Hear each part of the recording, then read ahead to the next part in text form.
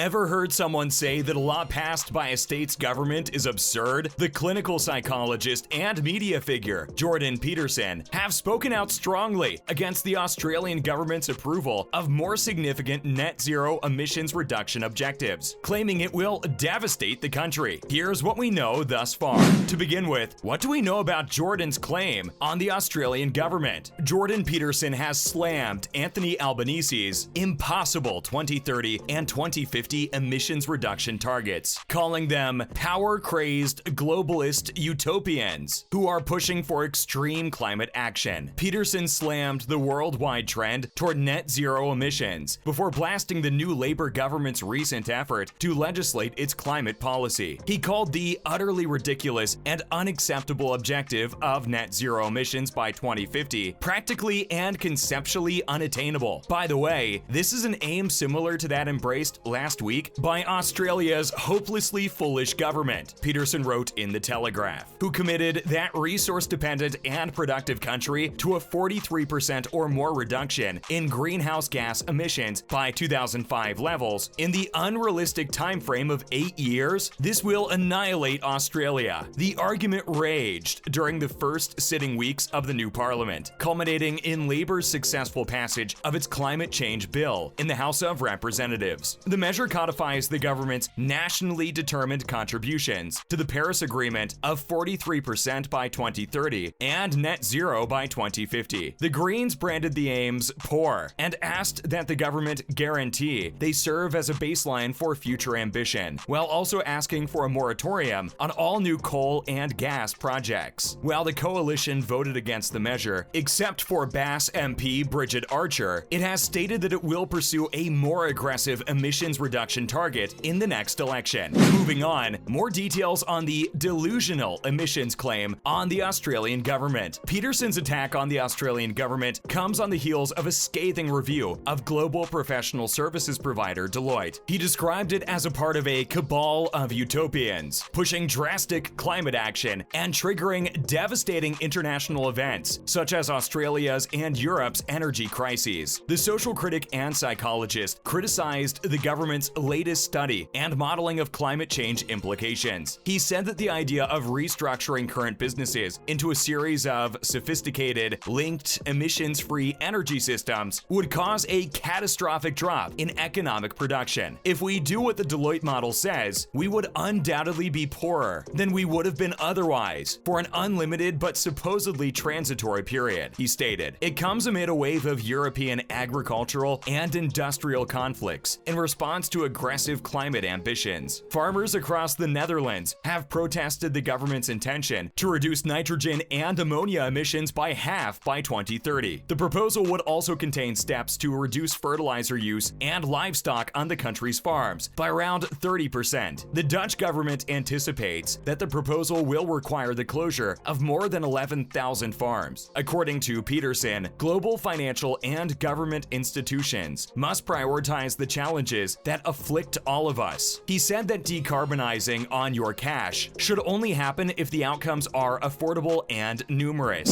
Moving on, Amy Brown is no longer the CEO of Investment NSW following the John Barilaro scandal. The senior official at the center of John Barilaro's controversial candidacy for a trade job in New York is no longer in command of the government's International Employment Bureau. Amy Brown is no longer CEO of Investment NSW, but she is still Secretary of Enterprise, Investment and Trade. According to a spokeswoman for Investment NSW, the decision was taken because to the scope and significance of the work involved in both contracts. Ms. Brown, who is now on leave, elected to divide the two responsibilities on August 11th. According to the statement, she did not quit as CEO. The post of Investment CEO has been separated from the Secretary's job description, title, and responsibility, the spokesperson said. Investment NSW is currently associated with Create NSW, Hospitality and Racing, each of which is overseen by a CEO, who reports to the Secretary. Ms. Brown will be reporting to the incoming CEO. Ms. Brown's future in government has been thrown into question following the severe results of an internal investigation conducted by former Public Service Commissioner Graham Head. It was concluded that she suppressed information resignation from members of the employment panel, including the role of former Trade Minister Stuart Ayres in the process. Following the evaluation, it was determined that she should face legal action. Dominic Perrottet, the Premier, has stated that the decision is up to the Premier and Cabinet Department. Up next, a Darwin port study will look into any improprieties in the lease to Chinese-owned corporation Landbridge, according to a Labour MP. According to a Labour MP, a federal investigation into the lease of Darwin Port to a Chinese-owned corporation would determine whether there was an impropriety in the $506 million contract. The transaction has been contentious since 2015, when the then CLP Northern Territory government oversaw operational management of the vital asset to Landbridge for 99 years. The port has been in the political limelight as tensions between the Australian and Chinese governments have risen. Following his election victory, Prime Minister Anthony Albanese ordered a new investigation into the circumstances of the port, but gave no additional specifics. Today, Darwin-based MP Luke Gosling stated that a comprehensive investigation would be conducted to determine how this was permitted to happen. "We're analyzing the information that has previously come to light, both public and private," Mr. Gosling told Mix FM. "People who would have been in Darwin for a while know that there are probably some people who are a touch anxious," Mr. Gosling said of the inquiry. "However, Australians have a right to know," he continued. "More than that, Australians need to know that there was a legitimate process followed in making a judgment on the ongoing status of that lease over our port."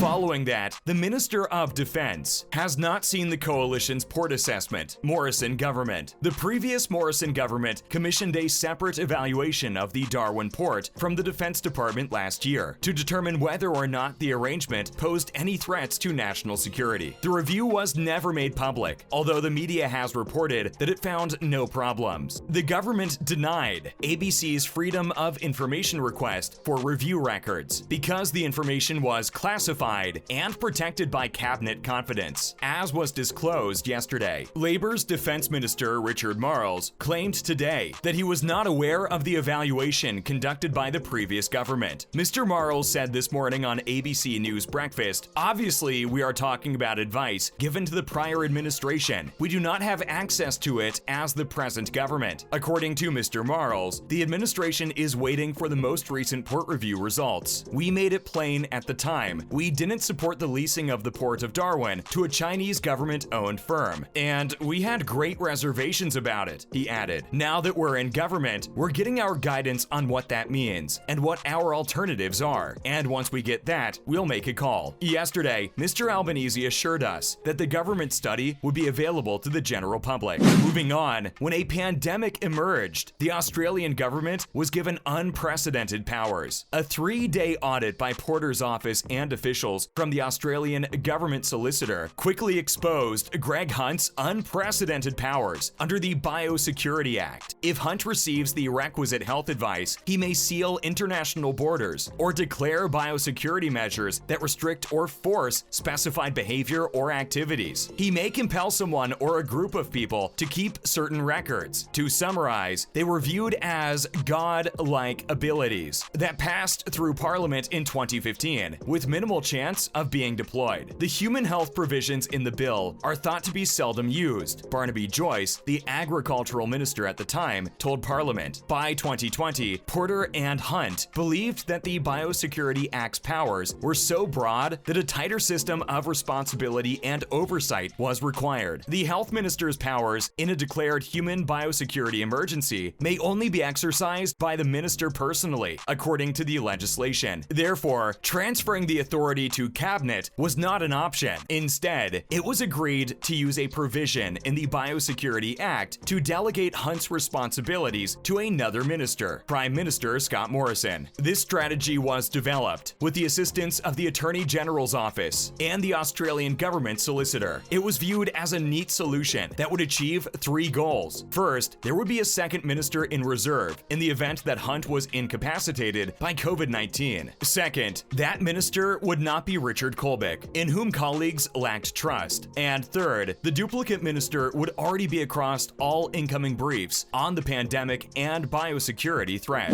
Finally, senior ministers huddled around table to decide secret powers for Morrison. Members of the National Security Committee, NSC, of Cabinet, including Morrison, then Deputy PM Michael McCormick, Hunt, Peter Dutton, Home Affairs, Matthias Cormann, Finance, Maurice Payne, Foreign Affairs, and Linda Reynolds, worked together to create a 3 to 4 page protocol for approval. Defense. Additionally, Scott John Morrison was officially appointed as the Secretary of the Department of Health on March 14th, when the Governor General signed an administrative document making the appointment official. On March 18th, 2020, Health Minister Greg Hunt was granted extensive plenary powers as a human biosecurity emergency was proclaimed under the Biosecurity Act. Morrison's power was equivalent to that of martial law, and only NSC members and the Governor General were aware of it.